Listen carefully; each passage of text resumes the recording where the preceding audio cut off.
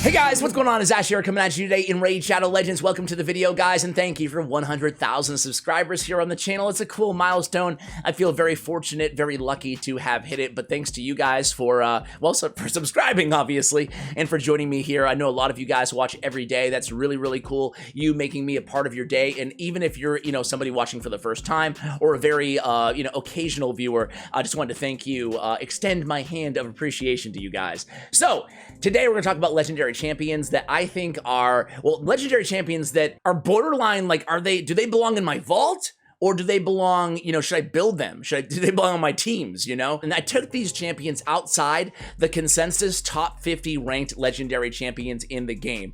I combined 3 tier lists, 2 YouTuber tier lists, and 1 just website tier list. I combined them all. I excluded the champions that were in the top 50s. That way, these are more niche legendary champions because I think that the obvious choices, like who cares about making a video about the top 10 or top 20 legendaries? I mean, that could be interesting, but these are kind of more borderline cases that I personally have invested in, and I stand by those investments. So let's go ahead and kick things off here with Knight's Revenant with Tomblord. Now, he was, out of all these champions, I think he was the guy who was closest to the top 50. He was like 52 or 53.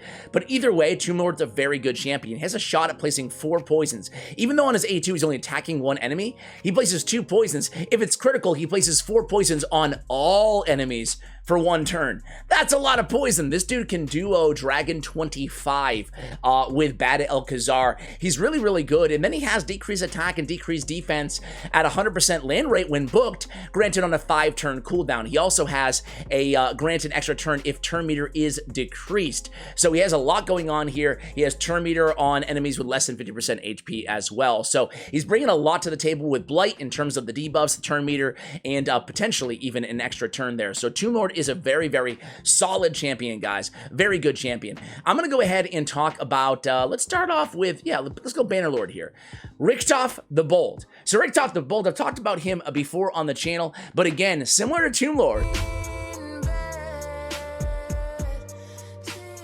we have nothing whatsoever in common. I don't even like you. This dude has, first of all, an AoE on his A1, not similar to Tomblord, but he has the built-in and it decrease enemies max HP, so you could use this champion against the Scarab King without the Destroy gear. And then on the A2, man, he's a great wave killer. On a 3-turn cooldown, attack 1 enemy 3 times. And this was after he got buffed about a year ago, and not a lot of people talked about him after this buff.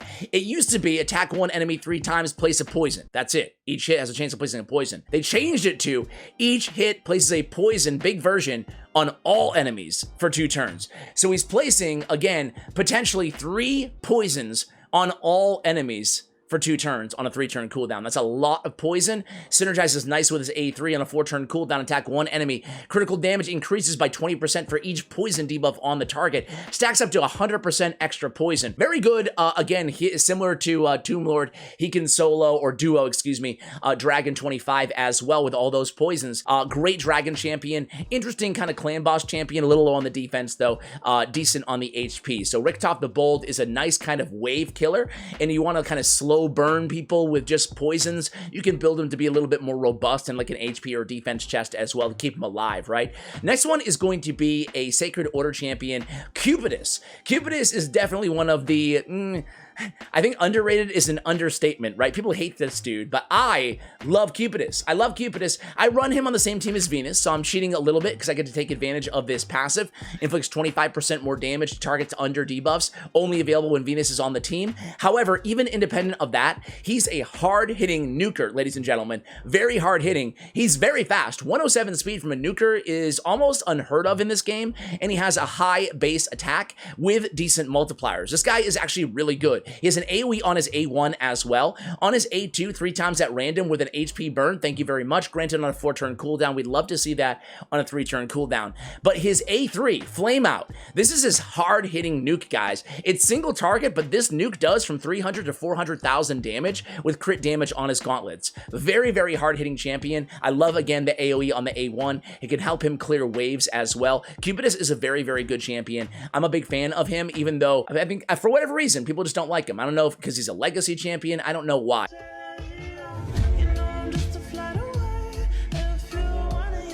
Pilgrim Tribe has actually a couple. Let's talk about Draco the Gaunt. Again, a champion that a lot of people hate out there. And I know I'm pissing off a few of you guys out there right now because Draco gets a lot of hate in my comments too, and I just don't understand it, honestly, guys. First of all, again, very, very fast, a ton of HP as well. He is a support champion, but we look for speed on our support champions, right? On his A1, he is a stun. Okay, whatever. On his A2, though, on a 3-turn cooldown, increase attack and increase defense on all allies for 2 turns. Also place a block damage buff for 1 turn on allies with less than 30% HP. This Eldritch Ground is a great ability, guys.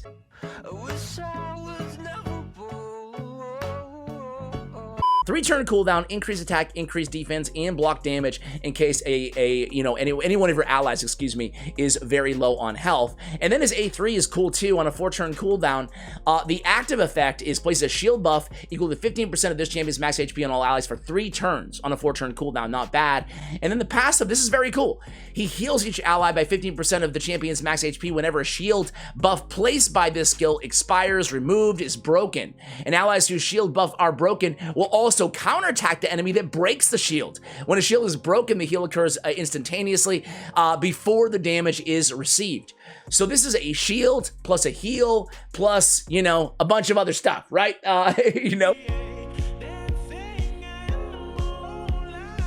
So me think, why waste time? Say lot word when few word do trick. He's got the heal, he's got the shield, and he's got the counterattack. That's what I was trying to say there. So has an HP in all battles by 25% as well. I think this guy is a solid shield champion, and he's also a solid just support champion who brings both the defense and the attack to the table. You can do a lot worse. Shamrock, guys. Shamrock, you guys know I'm a big lover of Shamrock, and you can see already in this video that I'm a big fan of speedy champions. I like fast champions because I think speed is king, especially the more you play this game, the more you realize that speed substats on artifacts are worth keeping and rolling almost every time, even on gear that you might look at and say, that's really borderline. Roll it, because speed is going to become so paramount as you transition into the end game of Raid Shadow Legends. So we have a chance of stealing buffs on the A1. That's kind of cool. On the A2, though, after the buff, I find that champions that get buffed, kind of like Richtof, kind of like Shamrock, kind of like Vergis as an epic example, people don't realize for a while like how good they actually are after the buffs. Now, Shamrock is not an S-tier champion in this game. I'm not trying to say he's a top 10, top 20 legendary. I'm trying to say that he's worth building, in my opinion, especially if you're in progression.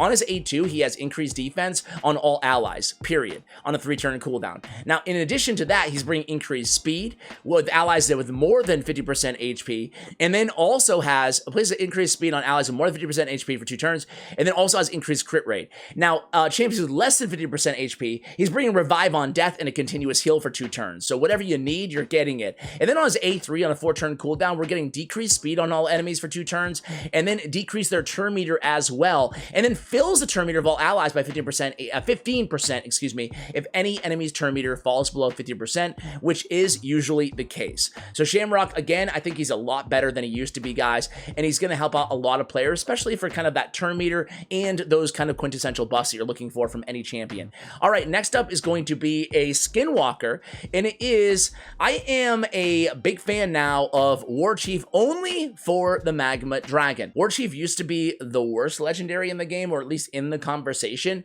but now he has a very, very clear purpose. He can help out almost everybody because Skinwalkers is such a difficult faction in general for faction wars. He can help out almost everybody in faction wars. So you're already going to be using him there. He does have a 3-hitter on his A1, so you can use him in Fire Knight as well if you want to. He's not quintessential, he's not mandatory, but he can help you out with that 3-time hitter if you're having difficulties getting that shield down. Now, he's very special because of Magma Dragon. He has a provoke on his only 2 abilities, right? On his A1, he has a provoke, a dependable land rate provoke, 35% on 3 hits, and then on his A2, same deal. He's placing a provoke for 3 turns on a 3-turn cooldown. So with Warchief, he's in a very unique position as being one of the most reliable provokers, if not the most reliable provoker inside the entire game, because he has it for 3 turns on a 3-turn cooldown, and he has it on his A1 to get you covered there. So very, very good champion. I use him against the Magma Dragon. Once you have a Warchief against Magma Dragon, it's pretty much keep Warchief alive, put a reviver next to Warchief to keep him alive if necessary, and then just DPS down the dragon. He makes it a very easy fight. Damn, it feels good to be a gangster, a real gangster ass. So I think that anybody struggling with the dragon should definitely invest in Warchief now. Okay, moving on. Let's go to the champion. Another, I guess this is the other guy who is really close to top 50. Him and Tomblord, and it's Ghostborn. I mean, Ghostborn, first of all, he has really solid stats. He's not weak in any area. He has 101 speed, 1100 defense, 1200 attack, and almost 1900 on the HP. And then he has decreased defense on his A1. And look at the rate, guys. 100% chance of placing decreased defense on his A1. Now, you don't really need it because on his A3, on a 4-turn cooldown, he has a decreased defense that cannot be resisted. It's the only one in the game, the only decreased defense that just can't be resisted, guys. Very, very solid. Does a lot of damage, too. Some people run him in a stun set as well to help with crowd control, especially in faction wars. So an AoE hard hitting on the A2 on a 3-turn cooldown, and an AoE hard hitting on the A3 with the decreased defense that cannot be resisted with the increased attack as well. Ghostborn is a very, very solid champion. I am a big, big fan of him. All right, let's go to Demon Spawn. This is the only champion that I have personally not yet maxed out on the list, and it is Lord Shazaar. Lord Shazaar, fast, decent stats, a little bit low on the HP. Why am I putting him on the list? Because it's speculation. I do think that Lord Shazaar is going to be an important bomb champion on one of the new Doom Tower bosses that we think is going to be predicated on having a bomb team ready made for. So personally, I am investing in Lord Shazaar right now in order to do a guide for you guys on him. You're so confident. You know, I would still hold off if I were you guys. I'm not telling anybody to invest in champions that we don't know for certain you're going to need, but something tells me he's going to be an important bomb champion to have. He places a block debuff buff on this champion and grants an extra turn on his A3 on a 3-turn cooldown. You guys know I love granting extra turn abilities. It's like magic in this game. It keeps everything else going much more quickly in terms of the other cooldowns of their skills. An AoE attack with 2 bombs that detonate after 2 turns decreases the detonation countdown by 1 if the attack is critical. So 2 1-turn bombs on a 5-turn cooldown with the extra turn cycling from his A2. Very cool champion, and I think he's going to be meta in a little bit here. Next up is going to be, oh man, I can't believe people don't give this champion more love. It's Abbess. Abbess is so incredibly good, guys. She's so good. I've been singing her name from the rooftops now for a while. On her A2, it's a hard-hitting ability. Mass Impalement, it better be hard-hitting. It's also placing a 100% land rate of decreased defense, Force Affinity, decreased defense, 3-turn cooldown, thank you very much. But really, it's Divine Wrath. This ability, she also got a buff, by the way, about 6 months ago. Again, you're noticing that reoccurring theme here. If I included Voids, I probably would have put Warlim Frost King on the list as well. Abbess, this is on a 4-turn cooldown. Divine Wrath is one of the hardest hitting nukes in the game, often overshadowed by kind of a Seer Karma Burn for obvious reasons. It hits so much harder, but it doesn't require a setup like Seer's Karma Burn, right? You don't need a bunch of buffs on the team. And if you're just looking for a very, very solid nuker, kind of a Trunda-esque PvE nuker, Abbess is not going to do you wrong, guys. She's not going to let you down. She's very, very good. Big, big fan of Abbess. And again, I've been saying that for quite a while here on the channel. All right, I have one more for you guys. Actually, we go to High Elves, and it's Eleanor. Eleanor is a champion who I pulled, and I wasn't sure. You know, even in the shard opening video that I recorded, when I pulled her, I was just like, I don't know, guys, is she any good? So I reluctantly maxed her out, and let me tell you, she deals a ton of damage because she's instantly activating, everybody else's poisons on the team. So a 4-turn cooldown deals damage from all poison debuffs on all enemies instantly. Boom!